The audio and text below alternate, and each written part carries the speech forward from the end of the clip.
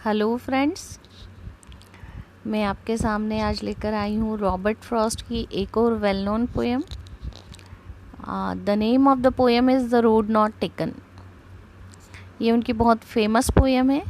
ये class 9th की bee hive book में फर्स्ट पोएम के उसमें दी हुई है, फर्स्ट पोएम है और वैसे भी वेल नोन पोएम है।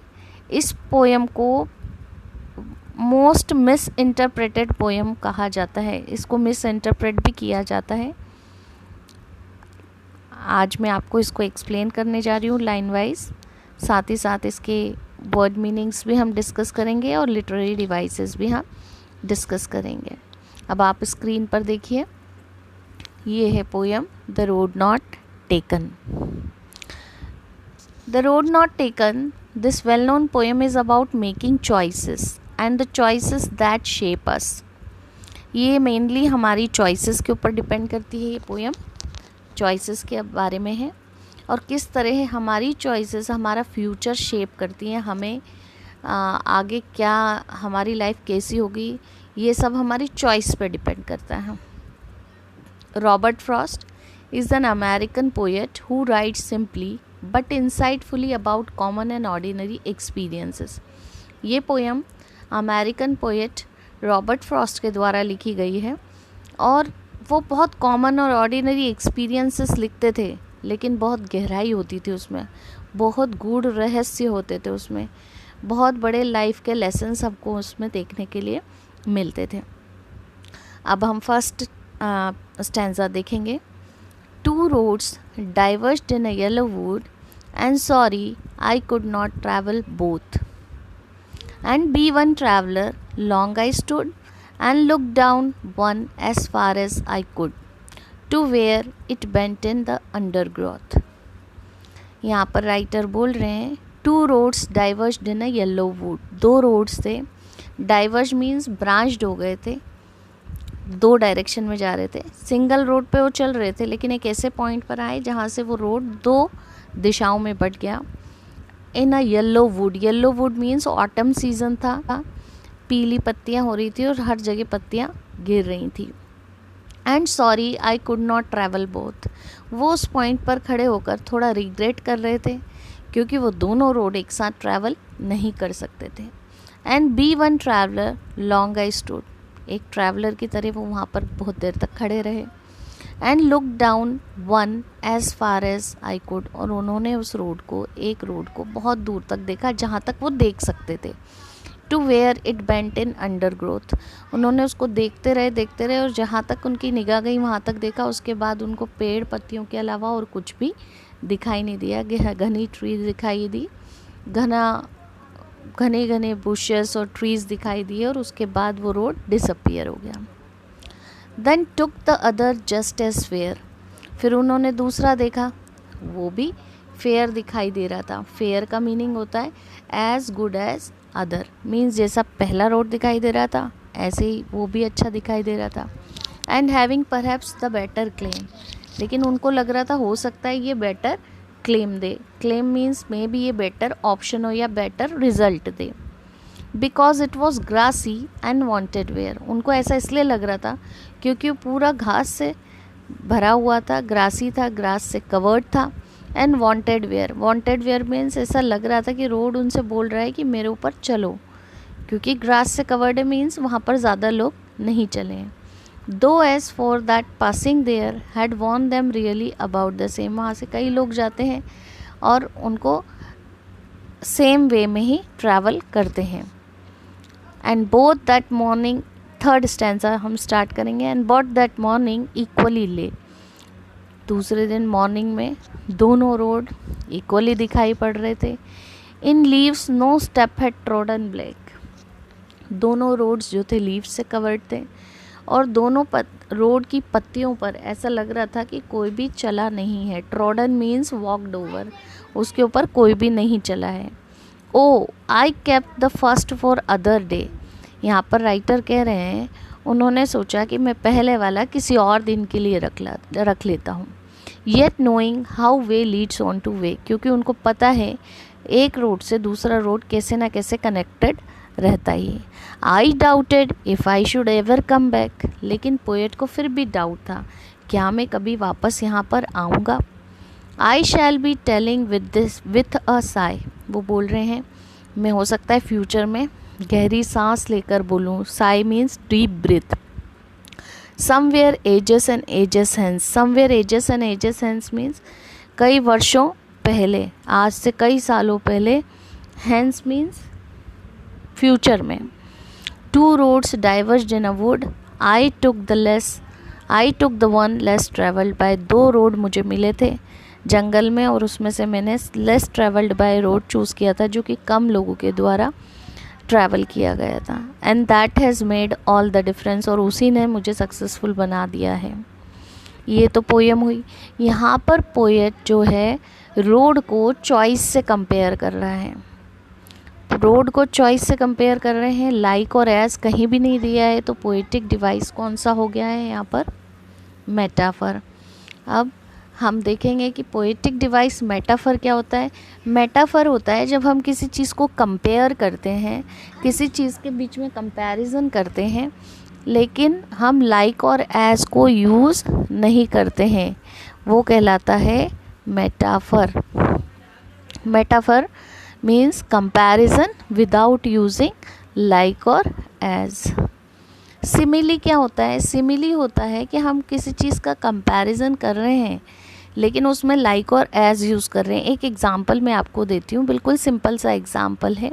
हर चिक्स आर पिंक लाइक रोज़, उसके चिक्स जो हैं बिल्कुल रोज़ की तरह पिंक है। लाइक मैंने यूज़ किया है तो ये सिमिली हो गया।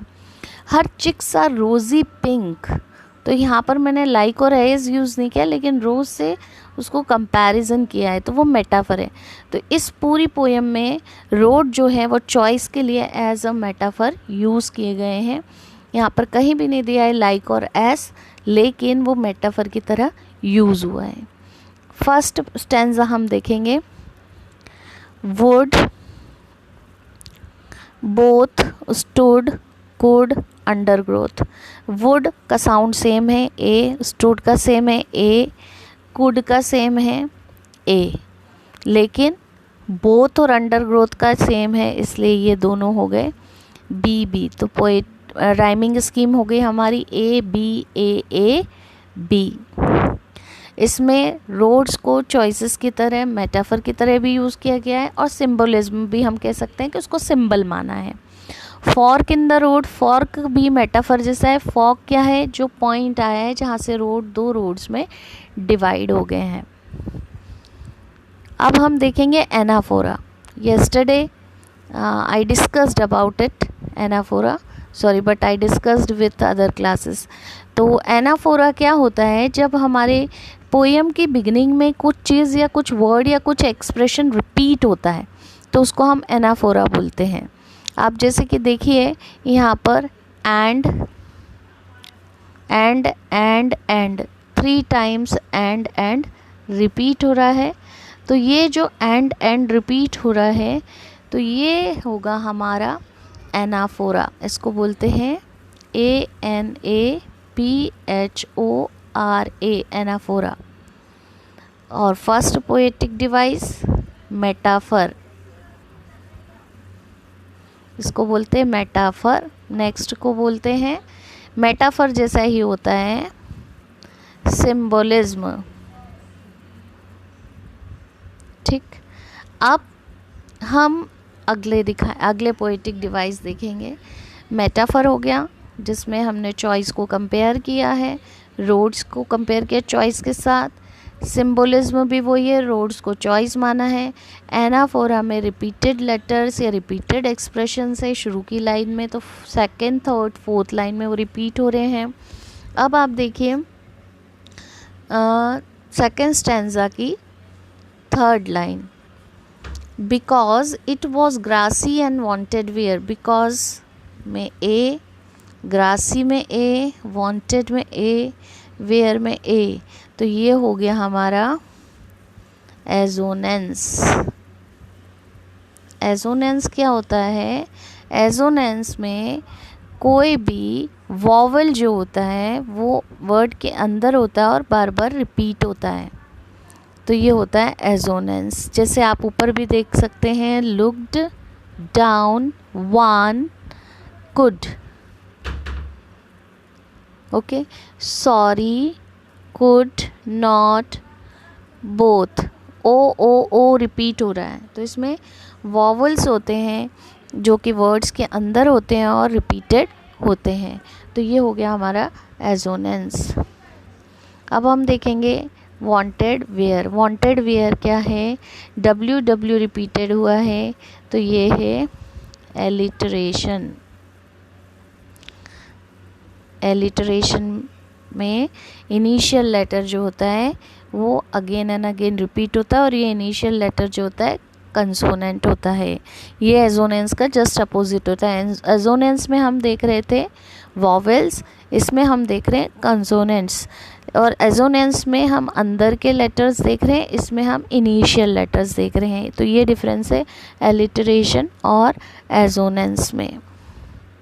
अब अगला पोएटिक डिवाइस हम देखेंगे रिपीटिशन।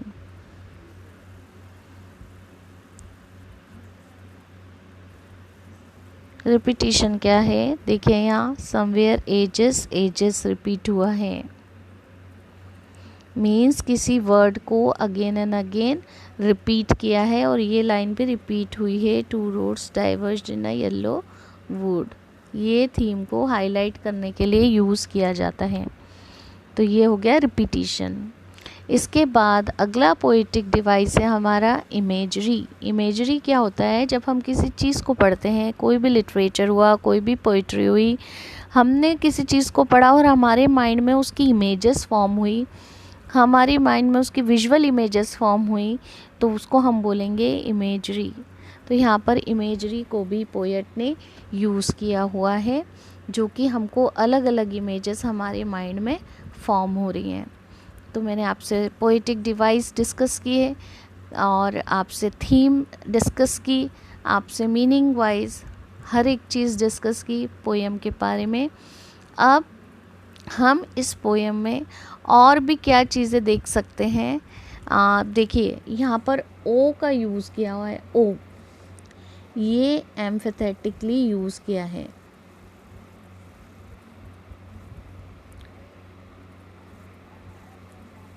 एम्फेथेटिकली मीन्स फोर्सफुली किसी चीज़ को बताने के लिए यूज़ किया हुआ है यहाँ पर एम्फेथेटिकली। इसके बाद देखिए just as fair. Just as fair ये हो गया सिमिली। मैंने आपको बताया था मेटाफर जब कंपैरिजन करते हैं तो एज या लाइक यूज़ किया जाता है, बट हमने पता है पोएम में मेटाफर यूज़ किया है। क्यों? क्योंकि दोनों रोड्स को चॉइस से कंपेयर किया गया, तो वो मेटाफर था, लेकिन एज और लाइक यूज़ नहीं किया था। लेकिन यहाँ पर जस्ट एज फेयर यहाँ पर सिमिली यूज़ हुआ है। इसके बाद मैंने वांटेड वेयर में आपको बताया था कि वांटेड वेयर में एलिटरेशन है, लेकिन एक और भी वहाँ पर पोएटिक डिवाइस है वांटेड वेयर में। वांटेड वेयर में एक और पोएटिक डिवाइस है पर्सोनिफिकेशन। पर्सोनिफिकेशन क्या होता है? जब कोई अनह्यूमन थिंग होती है और हम उसको ह्यूमन क्वालिटीज़ देते हैं, तो वो हो जाती है पर्सोनिफिकेशन। जैसे कि यहाँ पर रोड बोल रहा है वांटेड वेयर, मीन्स वो चाहता है कि कोई उसके ऊपर ट्रैवल करे। अब रोड तो बोलता नहीं है, लेकिन यहाँ पर दिया है कि रोड चाहता है कि कोई उसको ट्रैवल करे, तो दैट मीन्स यहाँ पर ह्यूमन क्वालिटी उसको दी हुई है। तो ये हो गया हमारा पर्सोनिफिकेशन। अब मैं आपको ये सारी चीज़ें एक बार रिवाइंड करवाऊंगी स्लाइड्स के साथ। अब आप अगली स्लाइड देखिए। नेक्स्ट स्लाइड्स में आपको पूरा समझ में आएगा। ये रोड था, यहाँ पर राइटर पहुँचा इस पॉइंट पर। मैं आपको बता सकती हूँ, रोड था, राइटर ट्रैवल कर रहा था और वो एक पॉइंट पर आकर के रुक गया। वो पॉइंट था ये वाला। मान लीजिए राइटर ट्रैवल कर रहा था, वो इस पॉइंट पर आकर, जो मैंने ब्लू से हाईलाइट किया, वहाँ रुक गया। वहाँ आकर इसलिए रुक गया क्योंकि यहाँ से दो रोड दो दिशा में जा रहे थे। अब वो कंफ्यूज हुए हैं कि मुझे कौन सा रोड ट्रैवल करना चाहिए। अब मैं आपको अगली स्लाइड दिखाऊंगी। अगली स्लाइड में ये वाली कंडीशन थी, राइटर खड़े हुए थे, सोच रहे थे इस तरफ जाऊं या इस तरफ जाऊं। जब उन्होंने दोनों तरफ अपनी नज़र घुमाई, जहाँ तक देख सकते थे दूर दूर तक उन्होंने देखा, सिर्फ उनको डेंस अंडरग्रोथ दिखी, पत्तियाँ झड़ी हुई दिखी और कुछ भी नहीं दिखा। उनको समझ नहीं आया कौन सा रोड उनको चूज़ करना चाहिए। उसके बाद जब उन्होंने देखा तो उनको लगा कि ये दो रोड हैं, दोनों इक्वली फ्रेश दिख रहे हैं, मुझे ऐसा रोड चूज़ करना चाहिए जो कि लेस ट्रैवल्ड है। Less travelled means travelled bye less people, जो कि कम लोगों के द्वारा ट्रैवल किया गया है। उन्होंने ऐसा क्यों सोचा कि कम लोगों के द्वारा ट्रैवल किया गया रोड मुझे चूज़ करना चाहिए? मे बी पोएट बहुत एडवेंचरस नेचर के थे, वो कुछ और करना चाहते थे, वो भेड़ चाल नहीं चलना चाहते थे, क्योंकि लेस ट्रैवल्ड रोड कम लोगों के द्वारा चूज़ किया गया है, तो वो कुछ रिस्क लेकर कुछ अलग करना चाहते थे अपने जीवन में। और दूसरा रोड जो था वो ज़्यादा लोगों के द्वारा ट्रैवल किया हुआ था, तो वो एक ही पथ पर नहीं चलना चाहते थे, एक ही भेड़ चाल में नहीं चलना चाहते थे। और इस पोएम के लास्ट में वो कह रहे हैं कि maybe I will be telling with somewhere ages and ages, I will be telling it with sigh. Sigh means deep breath, कि that has made all the difference। तो ये उनके साथ हुआ। क्या हुआ उनके साथ कि क्या होता है, हम आफ्टर आवर स्टडीज़, हमारी स्टडीज़ के बाद हम हमारी करियर के लिए चॉइस ऑप्ट करते हैं। अब उसके लिए पोएट यही बोलना चाहते हैं, उन्होंने टाइम लिया, उन्होंने काफ़ी टाइम लिया, उसके बाद डिसीजन लिया कि वो लेस ट्रैवल्ड रोड चूज़ करेंगे और उन्होंने उस रोड को चूज़ किया और फाइनली वो एक सक्सेसफुल पर्सन बने। मींस उन्होंने वो रोड चूज़ नहीं किया जिस पर लोग चलते हैं, जैसे कि इंजीनियर हैं, डॉक्टर हैं और भी बहुत सारे प्रोफेशंस होते हैं, वो उन्होंने चूज़ ना करके उन्होंने डिसाइड किया कि वो राइटर या पोएट बनेंगे, क्योंकि ये प्रोफेशन कम लोग ही चूज़ करते हैं। और उन्होंने वो चूज़ किया और वो एक सक्सेसफुल और वेल नोन पोएट बने। इस पोएम को मिस इंटरप्रेट भी किया जाता है, मैंने आपको पहले ही बोला था।